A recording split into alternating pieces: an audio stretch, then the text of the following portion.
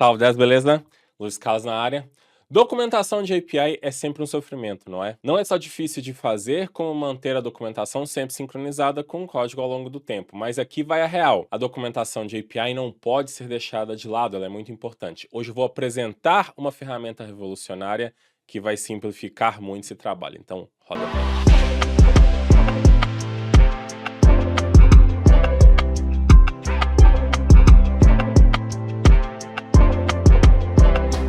Já quero aproveitar para poder pedir o seu like, se inscreva nesse canal e ative o sininho das notificações, assim você não perde nenhum conteúdo novo.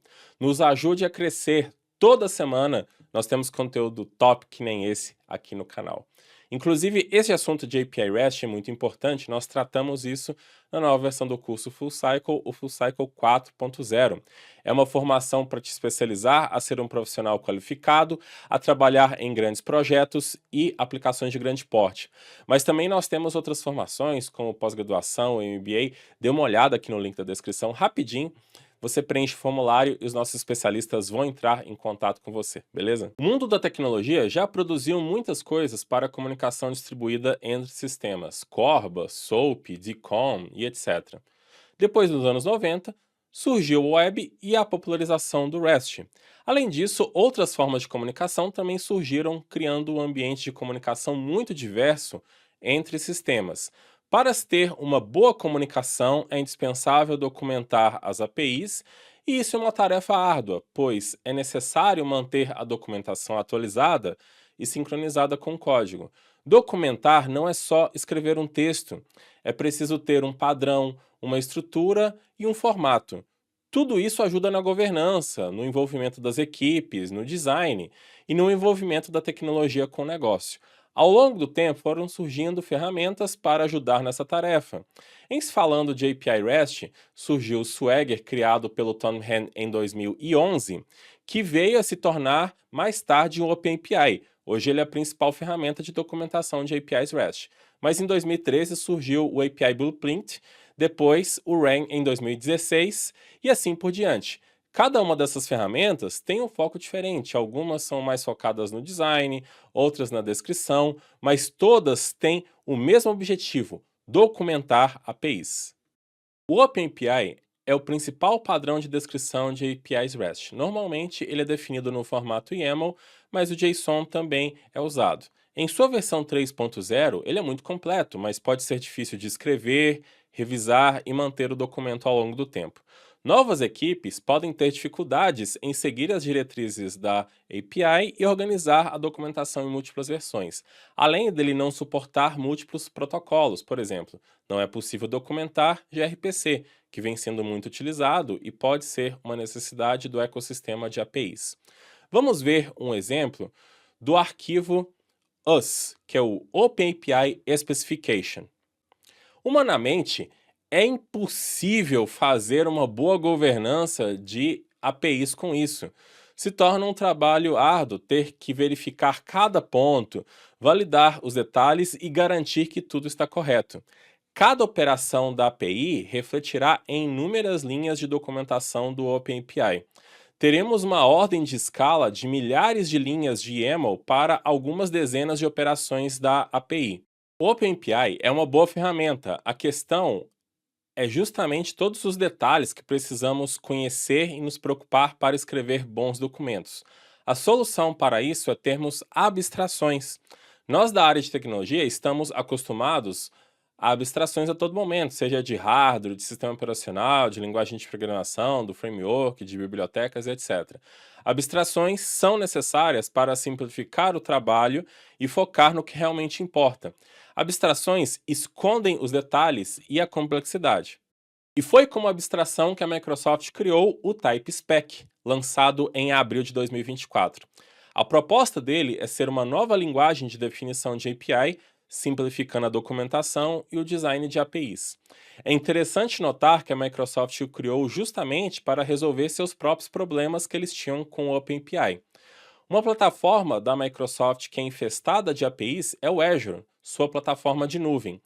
Ela tem inúmeras APIs e muitos times trabalhando em paralelo. Então a governança de APIs é um desafio gigantesco. TypeSpec foi criado com o Node.js usando TypeScript. Por isso, é necessário você ter o Node.js instalado na sua máquina. A linguagem de definição foi inspirada no próprio TypeScript, é muito parecido, mas também tem influência do C# por algumas palavras-chave e estruturas. É curioso essa relação do TypeSpec com o TypeScript, porque a Microsoft teve muitos problemas para migrar seus serviços desktop para a web com JavaScript lá nos anos 2000. E por isso nasceu o TypeScript. Mas a Microsoft nunca pensou em substituir o JavaScript pelo TypeScript, mas sim adicionar tipagem ao JavaScript. Um dos motivos do sucesso do TypeScript é justamente essa flexibilidade de que qualquer código JavaScript pode funcionar no TypeScript. A Microsoft tem essa mesma premissa com o TypeSpec. Ele não veio para substituir o OpenAPI, mas sim para criar uma abstração que permita escrever a documentação para o OpenAPI de forma mais simples e intuitiva. Além disso, é possível gerar documentos para o JSON Schema e o protobuf do gRPC. Vamos ver o TypeSpec funcionando na prática? Então é necessário ter o Node.js instalado na máquina e precisa ser pelo menos a versão 20 do Node.js. Aí, é necessário fazer a instalação da ferramenta de command line para que a gente possa gerar um novo projeto de TypeSpec. Você pode fazer o npm install-g @typespec/compiler. Em questão de IDEs, nós temos duas IDEs no momento que suportam Syntax Highlight do TypeSpec. Uma delas é o Visual Studio, aquela ferramenta tradicional da Microsoft para poder trabalhar com .NET e outras coisas, e o próprio Visual Studio Code. Então é necessário que você instale a extensão TypeSpec e aí ele vai te dar autocompletar, Syntax Highlight e outros benefícios também. Na página do TypeSpec é possível brincar com ele através do Playground, sem ter que instalar nada na máquina.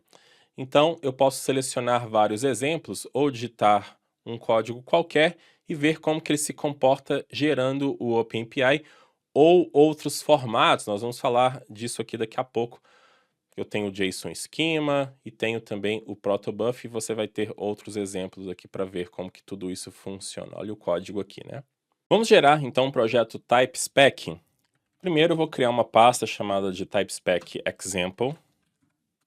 E depois nós vamos usar o command line instalado lá com aquele compiler que é o TSP. Então eu tenho várias opções aqui com ele. TSP init vai fazer a criação do projeto. E aí ele vai dar opções. Eu posso criar um projeto vazio, criar já um projeto focado em REST API, uma biblioteca que vai adicionar algum comportamento no TypeSpec, então isso é legal, você pode criar alguma biblioteca para adicionar uma nova estrutura, adicionar algum decorator ou fazer alguma outra modificação no comportamento do TypeSpec ou um novo emitter, né? O emitter é justamente o resultado da nossa documentação. Então eu documento no formato do TypeSpec e tem um emitter para OpenAPI, para protobuf, para JSON Schema. Você pode fazer a emissão para algum outro formato que você queira. Então você pode criar esse emitter também e ele pode ser uma biblioteca. Vamos colocar já um generic API, porque ele já vai adicionar o que é necessário para poder trabalhar com uma API REST.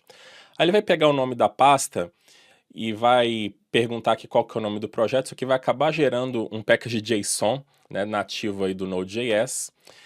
Eu quero adicionar também um git ignore. E aqui ele mostra as 3 bibliotecas dele que são necessárias para poder trabalhar com a documentação de uma API REST. Eu posso desativar algumas delas se eu quiser, mas tudo isso aqui vai ser necessário, tá? Então pronto, projeto criado, posso fazer um code ponto, e a gente vai ver que tem apenas 3 arquivos. Tem o tsconfig.yaml, né, que ele acaba sendo lá o tsconfig.json do TypeScript.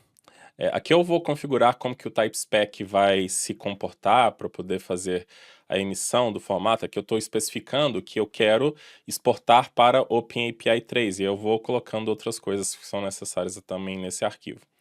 O package JSON declara ali todas as dependências do meu projeto, então a gente vai ver que tudo aqui é @typespec, né? Nós temos o compiler que está instalado globalmente, ele vai ficar instalado local, o HTTP, o REST e o OpenAPI 3. Né?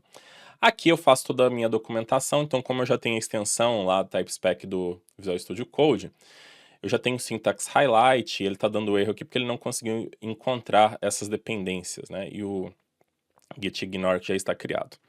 Então nós vamos fazer um tsp install, que é como se fosse o npm install, mas ele vai ficar focado mais no TypeSpec em si, né? Porque nós podemos adicionar outras coisas também. Então, em vários momentos você vai acabar fazendo a adição, às vezes, da sua lib aqui de forma manual, e aí você faz um tsp install para ele poder fazer a atualização. Então, ele vai instalar todas essas libs aqui, gerando lá node modules.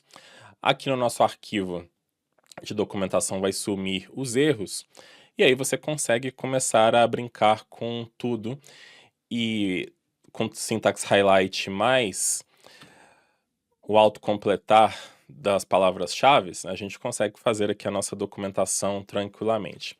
Então vamos fazer aqui o primeiro comando, que vai ser o tsp compile ponto. Então isso aqui vai compilar esse meu tsp, que é o arquivo da extensão do TypeSpec, para um OpenAPI nessa pasta aqui, por padrão. Então tem o meu YAML, que está apenas começando, ele vai mostrar um title dessa forma aqui. Eu vou pegar o próprio Swagger Editor, tá?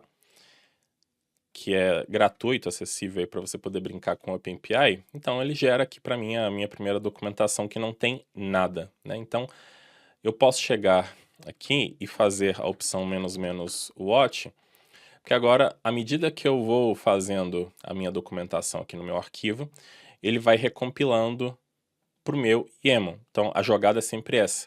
Se você estiver trabalhando com outros emitters, ele vai fazendo a mesma coisa também. Um detalhe que eu já quero deixar bem claro aqui, né? Esse arquivo .tsp, você não precisa trabalhar necessariamente assim, você pode trabalhar multi-arquivos, tem várias possibilidades, né? Você tem já todas as estruturas para poder fazer includes e diluir isso em vários arquivos. Você vai ver que a gente vai usar muitos conceitos da orientação a objeto para poder fazer a nossa documentação. Para ficar mais fácil que eu edite e já vejo o resultado diretamente, então eu vou rodar local o Swagger Editor. Você pode usar um container Docker, baixar o código, a aplicação Node no final das contas. Então eu vou subir aqui o meu container do Swagger Editor e o Browser Sync vai me ajudar toda vez que eu editar o arquivo que ele vai atualizar, o OpenAPI YAML, esse Browser Sync que ele vai ficar fazendo reload ali na minha aplicação, tá? Isso aqui é só para que fique mais fácil para mim. Obviamente eu poderia ficar pegando todo o conteúdo ali e colar no Swagger Editor online. Então agora qualquer coisa que eu fizer aqui no TSP, em alguns segundinhos a gente já vai ver o YAML que é gerado e o resultado. Isso aqui que é importante, a gente entender a dinâmica de como que o TypeSpec vai nos ajudar. Beleza. A primeira coisa que a gente tem que fazer no arquivo é realizar os imports necessários. Os imports já estão feitos, a gente tem ali o HTTP, o REST e o OpenAPI. Mas não basta somente os imports, eu preciso falar para ele o que eu quero usar. Então tem a palavra reservada using, que eu acredito que ela é inspirada lá no C#. Vou colocar TypeSpec e HTTP. Assim eu posso usar diretivas dentro desse HTTP aqui. Então eu vou definir um namespace que eu vou chamar de payments. Vamos supor que eu estivesse criando uma API de pagamentos. Então o namespace funciona como se fosse um módulo. Eu agrupo aqui os endpoints, tudo correlacionado, e aí eu posso até reusar isso em outros lugares. Então, eu vou definir aqui o nome do meu serviço, que vai mudar aquele title ali. Tá vendo que tudo tem autocompletar? Vou colocar aqui Payments API. Então, eu tenho aqui Payments API, a versão 000, né? E eu quero definir uma operação, defino OP, de criar um cliente. Vamos colocar Create Customer. Então imagine isso aqui como se fosse uma requisição HTTP.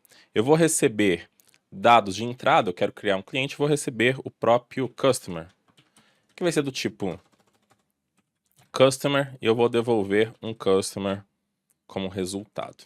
Tá?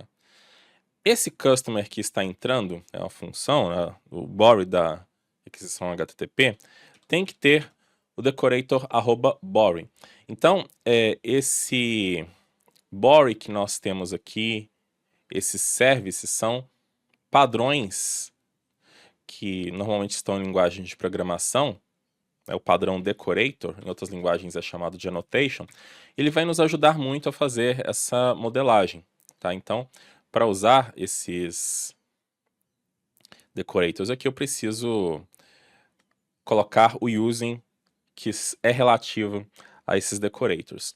Mas esse customer aqui eu não tenho, né? Ele é um tipo que eu vou criar através do model. O model eu considero como se fosse uma classe, mas essa classe ela não vai ter nada, a gente só está modelando as coisas. Então aqui vem um customer, posso colocar um ID que vai ser uma string, um nome que vai ser uma string,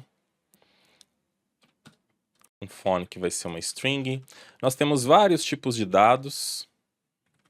Daqui a pouco a gente vai usar outros tipos, mas nós temos boolean, tem inteiro, tem float, tá? Tem até enumerator, né? O enum, enfim. Declaração é essa, variável tipo. Então, coloco aqui address 2, aqui em cima eu coloquei errado. A gente vê que é muito parecido com o próprio JavaScript, TypeScript, porque eu tenho ponto e vírgula no final. Então, vamos colocar aqui cidade, estado, tudo string, para a gente ter uma noção de como que isso vai se comportar ali no OpenAPI. E o zip code como string também. Beleza. Então, ao fazer essa modelagem aqui, ele criou um endpoint default, que eu não defini rota ainda. Eu tenho que passar as informações pertinentes e devolvo as mesmas informações. A gente vai falar sobre isso aqui daqui a pouco, né? Mas eu quero melhorar isso aqui, porque se eu estiver trabalhando com REST, seria /customers, né? Então eu coloco aqui um @route com um /customers. Agora o meu endpoint vai virar /customers. Mas já vamos olhar só isso aqui que eu já fiz. Quantas linhas de código deram? 56 linhas de código para 28. 2 vezes mais, mas a gente vai ver que ao longo aqui desse vídeo, isso aqui vai aumentar substancialmente e aqui não vai aumentar tanto assim. Por padrão, toda vez que eu crio esse op, ele vai liberar uma ação post, né? Então, não precisaria colocar, mas é bom colocar um post aqui para deixar claro que isso aqui é uma operação. Então, pronto. Fiz aqui a minha modelagem, a dinâmica é assim, mas vamos supor que eu esteja trabalhando aí com um CRUD de customers, né? Eu poderia colocar as outras operações aqui, mas existe uma forma melhor da gente trabalhar com isso. Eu posso criar interfaces. Então, eu vou criar uma interface chamada de customers. A interface ela serve para poder agrupar essas operações e ela traz um pouco um comportamento da orientação a objetos. Eu posso estender aqui de outra interface ou reusar ela aqui para incorporar essas operações e outros. Então, é bem recomendado a gente colocar essas operações nessa interface. Então, eu vou colocar essa operação aqui. O routes agora, porque senão ele fica no meu namespace inteiro. Ele é só para essa interface, ele vem para cá. Posso retirar a chave que envolve ali o namespace. Eu tenho que colocar um ponto e vírgula aqui, senão ele vai chiar comigo, tá?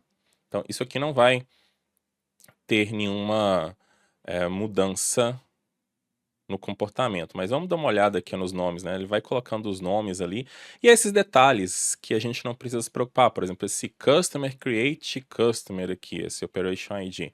Isso não é relevante para a gente, o que é relevante é que essa documentação reflita, de fato, a operação que eu estou criando de criar o usuário, né? O que é mais legível, isso ou esse emo aqui? Mesmo que fosse JSON, não importa. Tá, então além desse create customer, nós podemos criar uma operação de listagem, que eu devolveria uma coleção de customers, é assim que a gente faz a notação de array, e poderia ter um read aqui para poder retornar apenas um customer. Então aqui nós vamos usar pela primeira vez o verbo get, E ele vai chiar aqui agora comigo, porque eu estou duplicando. Ele está falando, você está duplicando a operação get/customers, porque esse read é aquela ideia de pegar apenas um customer. Então aqui eu passo o ID dele, que vai ser um ID que está na rota. Então eu coloco o @path em volta do campo, sumiu o erro, e olha só o que eu tenho agora. Eu tenho mais duas operações para poder pegar um customer. Ele me devolve os dados que eu já modelei. E aqui é a coleção de customers, porque eu tenho a notação de array. Vamos dar uma olhada em quantas linhas de código tem? Aqui eu tenho 34, aqui eu tenho 84. Está aumentando, né? Já é mais que 2 vezes a minha modelagem. Mas eu estou interessado em criar uma modelagem mais, vamos dizer assim, profissional, né? Se eu tiver uma API, a gente já falou bastante disso aqui no canal, não vou retornar apenas um customer ou a coleção dessa forma, eu vou ter metadados, posso trabalhar com hypermedia, tá? Então, nós vamos criar, vou criar aqui em cima, um model chamado de Response Collection,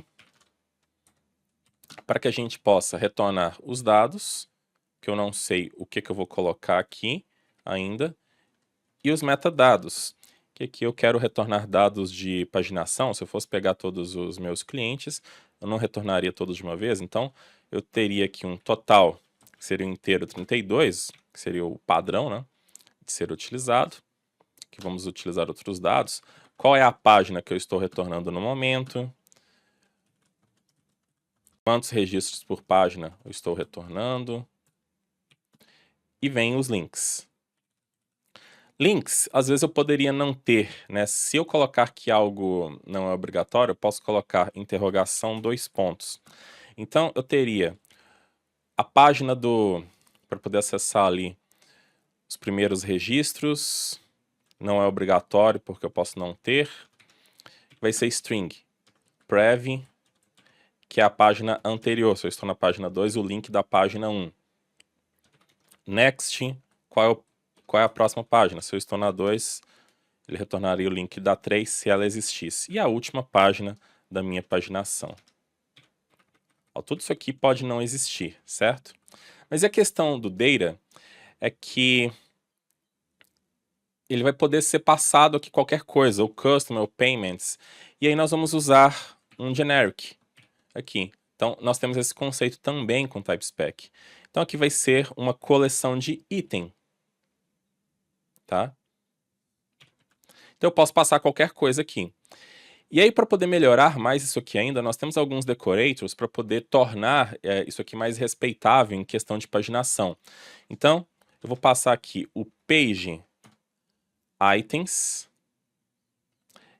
E ao longo desses links aqui, eu tenho o first link, prev link, next link e last link. Beleza. Tá? Isso aqui modela como o tipo, a gente vai trabalhar com links, melhora mais a nossa documentação aqui, os dados da paginação. Tá? Aí, ao invés de retornar aqui uma coleção de customer, então eu posso colocar response collection, passando o tipo customer, e eu reaproveito em vez de ficar fazendo duplicação de código. Vamos ver como que ficou isso aqui agora. Então, eu tenho data, que vai ser uma coleção de informações, e o metadado, tá? E aqui eu tenho o meu customer, que é um dado modelado. Aquele response collection ele não vai aparecer aqui. Vamos ver quantas linhas de código já está lançando. 117 e aqui 49 linhas. Para a operação de criar customer, nós temos uma melhoria a ser feita aqui na documentação, porque seria mais adequado eu retornar aqui o status code 201. Como que eu poderia documentar isso aqui? Ao invés de passar o customer, eu posso colocar que eu vou ter um body, que é um customer, aí aqui eu coloco o body, só que ele vai ser da resposta, e aí eu tenho o status code, que é 201, que é o mais adequado. Então ficaria dessa forma.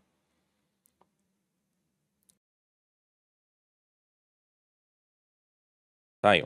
E agora pensando sempre numa abstração, se eu tivesse outros endpoints precisando sempre ficar especificando dessa forma, pode ficar um pouco difícil de ler.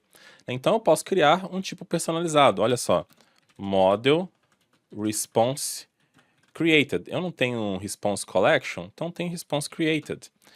Vou passar aqui um item. Então a primeira coisa, vou ter um body que vai ser do tipo item, que eu quiser passar. E aí eu tenho status code, que vai ser 201. Então agora eu passo aqui response created.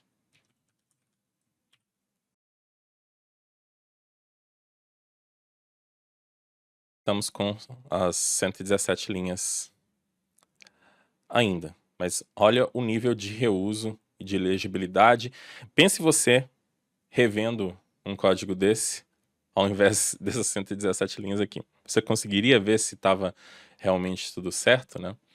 A gente começa a ver como que muda totalmente a dinâmica.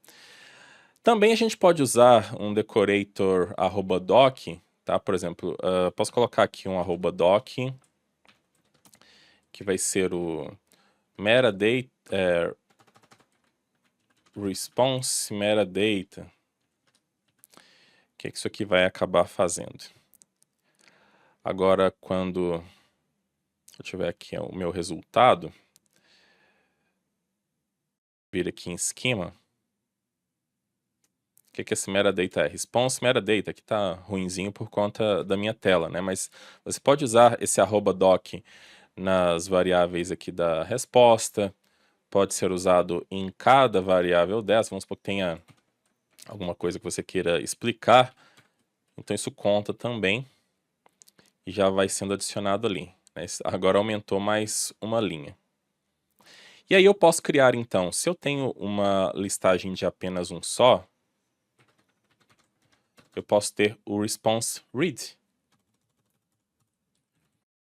Essa parte aqui, ela poderia estar num outro arquivo, que é um arquivo de úteis ou alguma coisa assim, e importar, para não estar, porque eu poderia estar modelando várias APIs, então a gente vai organizando, separando os arquivos, vai ficando bem bacana. Então vem aqui um 200, aí aqui vai ser um response read, passando um customer, tá?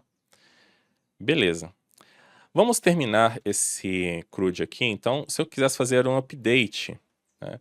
Então, eu teria aqui um path, id, que seria uma string, e um body. Posso passar quantos parâmetros forem necessários aqui, né? Seria do tipo customer. Pronto. Então, eu vou ter também aqui um tipo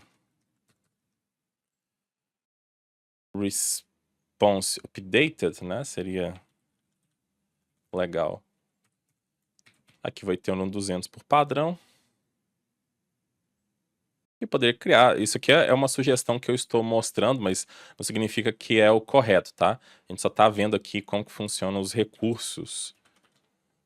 De forma alguma eu quero dizer que isso aqui é o padrão correto, que você tenha que fazer assim. A gente só está inventando moda para ver como que ele vai funcionar. Aqui no caso eu poderia criar, seria interessante, um pat em vez de um put.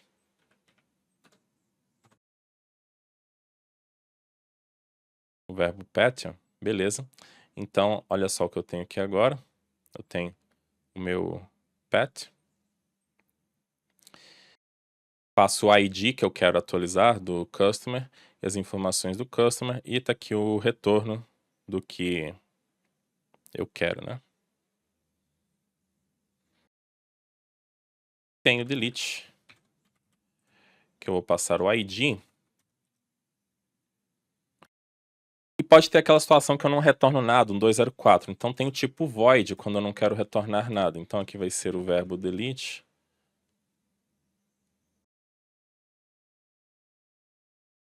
Ele ainda... Será que ele deu erro? Eu esqueci de colocar um ponto e vírgula aqui. Foi isso que aconteceu. Então tem a minha operação de exclusão, passo ali o ID. E aqui o 204. Então não tem nenhum conteúdo para ser retornado. Isso aqui é muito usual com esse tipo de verbo. Agora, e se eu quisesse trabalhar aqui na criação do meu customer, que eu posso tirar esse customer aqui do final, né? Agora fica bonitinho. Se eu quisesse trabalhar com validações, eu teria uma resposta de erro com os erros de validação. Vamos criar aqui um novo tipo. Eu vou chamar ele de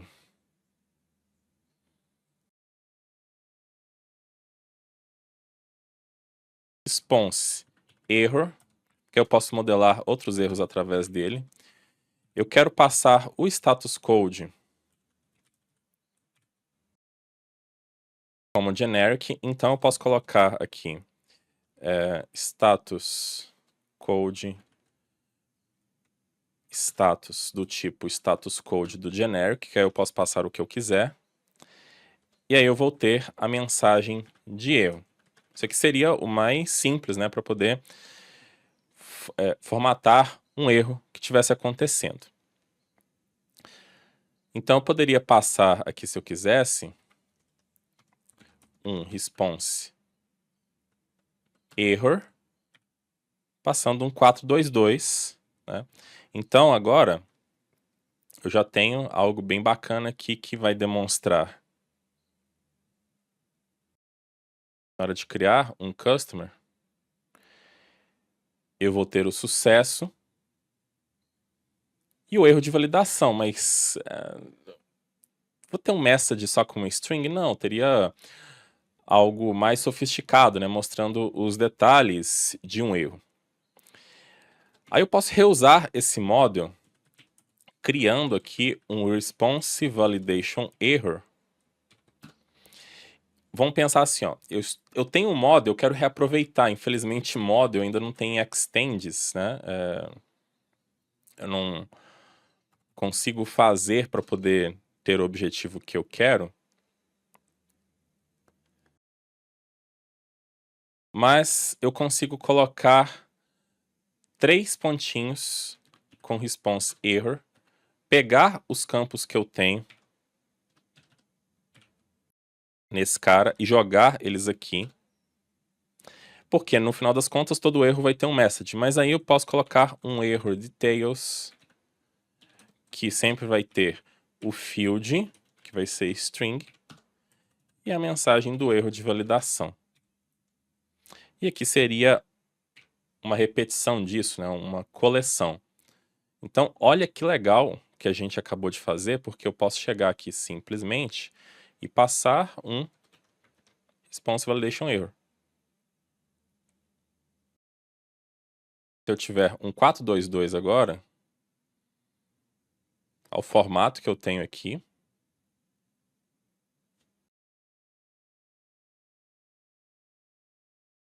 eu posso reusar através dos meus endpoints. Mas agora a questão, quantas linhas de código eu já tenho?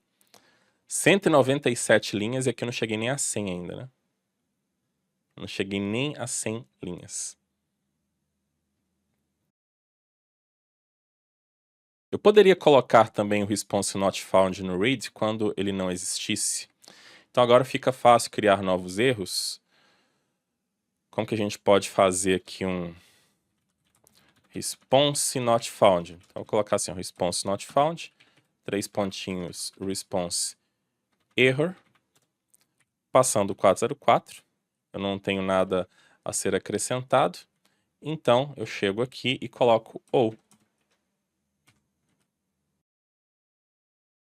Então agora na hora de pegar um customer, eu sei que se ele não existir, vou ter aqui a mensagem 404. Aí também eu posso acrescentar esse response not found response not found aqui no update e também na exclusão, né? Porque se ele não existir, eu vou acabar retornando esse valor. Show de bola.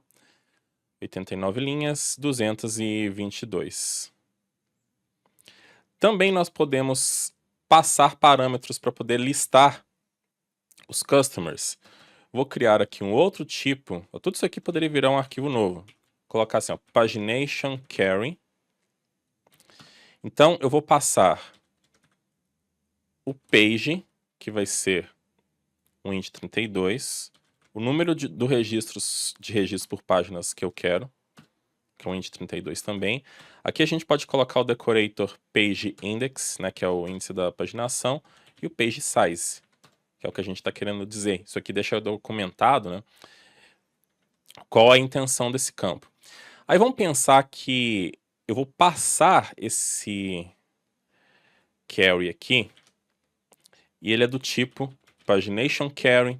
Ele pode não ser obrigatório, então eu coloco uma interrogação aqui, e como ele vai ser uma carry string, eu vou acabar passando ali na minha URL, eu coloco um @carry aqui. Mas às vezes eu vou listar, posso querer filtrar os customers por nome ou algo do tipo, então isso aqui também tem que ser generalizado. Então eu posso passar um filter, acho que vai ser mais interessante aqui, e aí esse filter vem para cá. E eu vou colocar um ponto e vírgula aqui, mas aí ele vai falar para mim assim, ó, você não pode fazer o spread, né? Esse operador aqui é chamado de spread, que a gente está juntando as coisas. Porque eu tenho que ter um valor para poder fazer isso aqui. Então eu vou falar que por padrão, isso aqui vai ser um objeto vazio. Então eu coloco assim. Aí agora, na hora que eu for fazer o filtro, eu posso passar as duas informações, elas estão zeradas, eu posso colocar valor padrão também, enfim. Mas se eu tiver parâmetros a serem passados, né, eu posso passar eles aqui diretamente, eu posso criar um tipo novo, por exemplo, eu posso falar que eu vou filtrar pelo nome. Agora eu tenho um nome. Então olha, pessoal, o nível de abstração disso, né? Quantas linhas a gente já está aqui no momento, nesse estágio? Estamos com nem 100 linhas ainda, e aqui já está em 241, né? 241 linhas. Agora eu trouxe mais alguns exemplos para a gente poder ver outras dinâmicas aqui do TypeSpec. E, na verdade, a gente tem no final aqui, é bom sempre contar o número de linhas, 181 linhas, olha quanto que já está o arquivo, 612.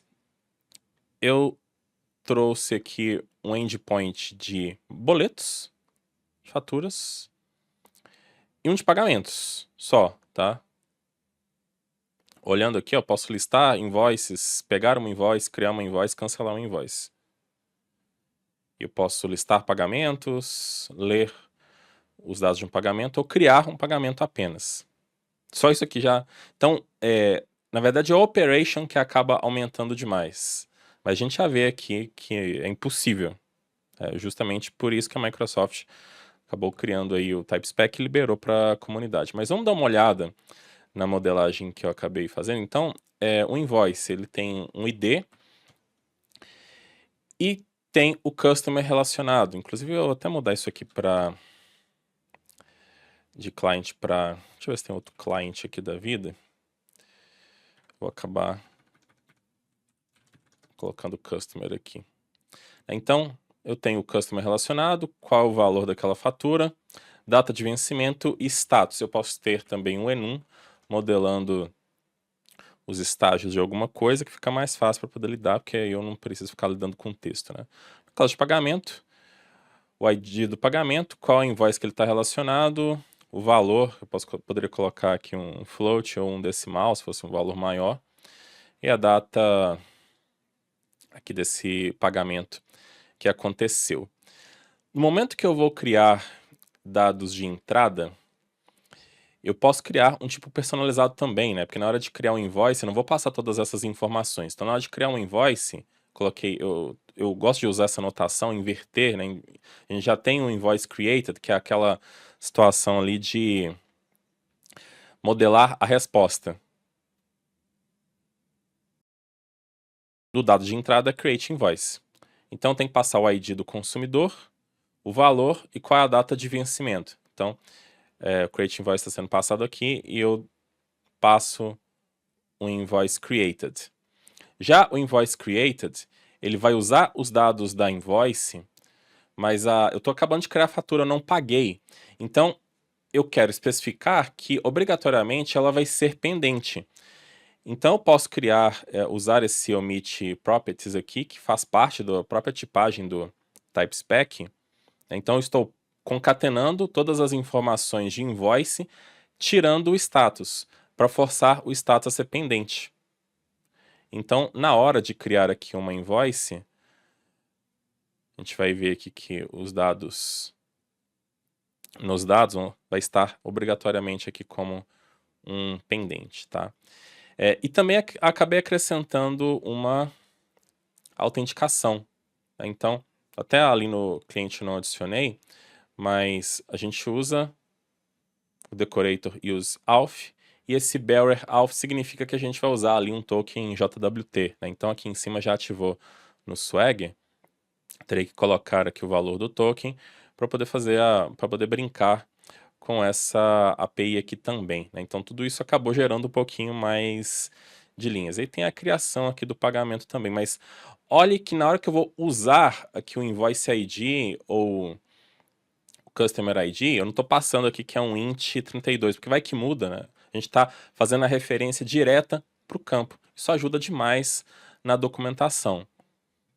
Mas se contar aqui, eu tenho 1, 2, 3, 4, 5, 6, 7, 8, 9, 10, 11, 12. 12 operações. Olha o tamanho dessa API, né? Uma API que tem pouquíssimas coisas, e ela já tem 612 linhas de YAML, e de JSON também seria na mesma escala, né? Impossível da gente gerenciar isso aqui. E para último exemplo, eu queria mostrar a questão de versionamento, que aí complica mais ainda se eu fosse trabalhar direto com o YAML, né? Vamos considerar que eu tenha duas versões dessa API. Então eu posso criar aqui um enum chamado de versions, e aí eu tenho o V1, que vai ser 1.0, e V2, que vai ser 2.0. Aí para falar que eu tenho essas duas versões, em cima do namespace, eu coloco o versioned, passando versions, tá? Aí ele não conhece esse decorator aqui, nós vamos usar o type.versioning. Isso aqui não existe, porque nós temos a parte de versionamento também. Então eu vou chegar aqui no meu package JSON, e nós vamos acrescentar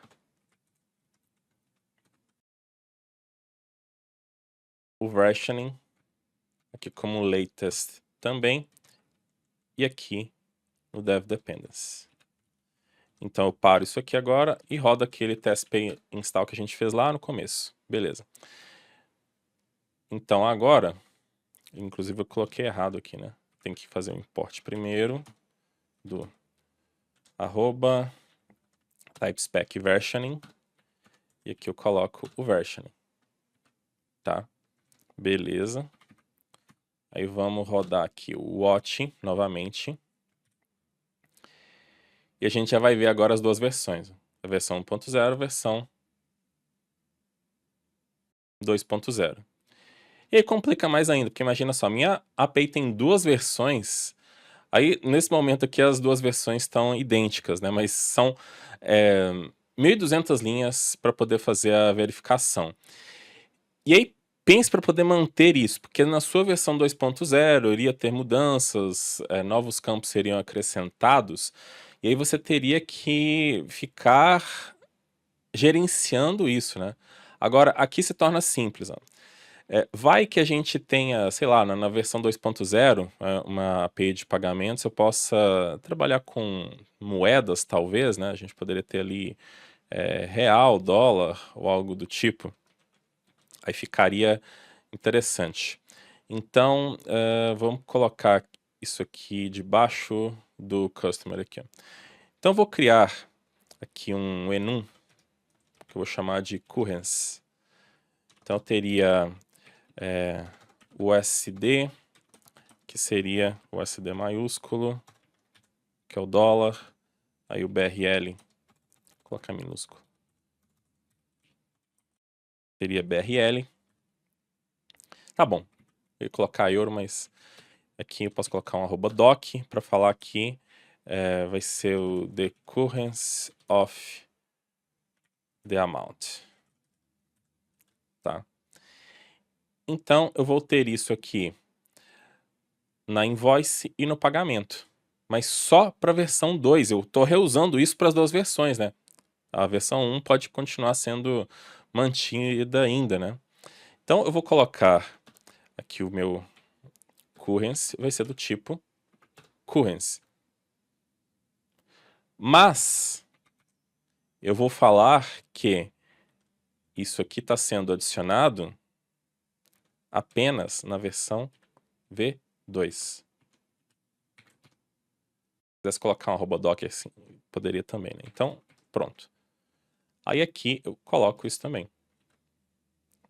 Certo? E obviamente na hora de criar aqui a invoice, eu tenho que passar o currency, né? E na hora de criar o pagamento também eu poderia passar o currency. Eu continuo com o mesmo arquivo, adicionei pouquíssimas linhas. Quantas linhas que eu tenho aqui agora? Na 1, permaneceu ali não sei se antes estava 623, mas enfim. No 2, obviamente, eu vou ter muito mais linhas. Aí já está para 638. Eu consigo pegar o mesmo modelo e servir para várias versões, né? E claro que à medida que isso vai crescendo, não significa que eu vou colocando tudo num lugar só, depois eu posso segregar esses modos, mas enfim, pessoal. Totalmente diferente de eu ficar sofrendo ali com o YAML, né? A gente está falando aqui de alguns endpoints só que causaram esse número de linhas de... Então, é uma escala absurda que acaba se gerando ali de OpenAPI. E não tem para onde correr, né? OpenAPI é o padrão do mercado hoje. Nós temos, então, o placar final de 205 linhas feitas pelo TypeSpec versus mais de 1.200 linhas com o OpenAPI. Obviamente, não tem como gerir uma API desse tamanho já com o OpenAPI. Se você fizer a governança disso, tenho certeza que documentação vai ficar de lado, né? Então tudo isso faz parte aí de criar também boas APIs REST. E aqui na Full Cycle nós falamos muito disso, temos muito conteúdo no canal e também formações, né? Se você quer ter uma outra visão sobre REST, aprender REST de verdade, se tornar um profissional qualificado para construir grandes APIs, grandes projetos, dê uma olhada no link da descrição e conheça as nossas formações. Nós temos o curso Full Cycle 4.0, o MBA e outras coisas também. Tenho certeza que alguma formação vai caber muito bem no seu momento profissional para te especializar ainda mais, beleza? E voltando nessa questão de documentação de API, eu queria falar sobre outra coisa. Porque hoje os frameworks já entregam ali uma integração com o OpenAPI, você vai fazendo a documentação no meio do código, né? Aí você fala assim, para que eu vou usar aqui o TypeSpec se eu já posso fazer isso? Mas, na minha visão, isso pode ser ruim, porque a documentação ela vai atrapalhar a codificação, aumentando o número de linhas de código, dispersando você do foco, que é justamente codificar a sua aplicação, e também ela vai ter uma má influência vinda da linguagem ou do framework, porque eles vão acabar viciando você na forma que eles veem ali o design da API, então vai ter uma má influência na escrita dessa documentação. Então, cada framework vai ter os seus padrões, cada linguagem vai ter os seus padrões. Isso pode ser muito ruim. Então o TypeSpec é muito legal porque ele deixa livre para você poder fazer um design, ter um padrão, sem ter esse vício aparente, né? Ela vai tornar a documentação muito mais simples, sem sair de fato aí da OpenAPI. Então, todas essas abstrações, padrões, vai diminuir que você tenha aquelas preocupações e conhecimento do próprio OpenAPI. Na verdade, a gente precisa conhecer o OpenAPI no final das contas? Não, né? Você precisa gerar esse documento no final das contas.